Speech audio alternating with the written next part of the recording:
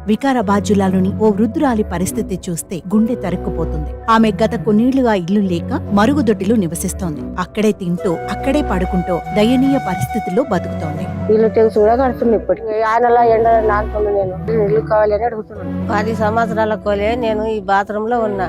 నాకు నాన్నే ఎండకి ఎండినా. రేవంత్ సార్ కు ఇచ్చనే ఫోన్లలో పోతే ఫోన్లకి వెళ్ళి రేవంత్ సార్ దగ్గరికి పోయింది.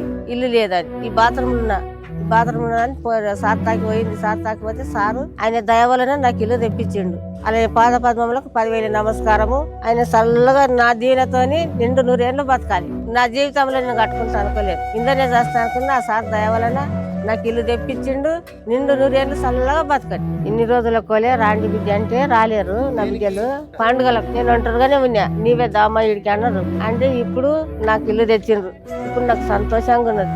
ఇప్పుడు దసరా పండుగ కల్లా నా ఇల్లు అయిపోతుంది. నా బిడ్డలను అందరినీ తోలుకొచ్చుకుంటా సార్. నా పరిస్థితి చూసి ఇల్లు తెప్పించిండు. ఆ సార్కు నా యొక్క ధన్యవాదాలు.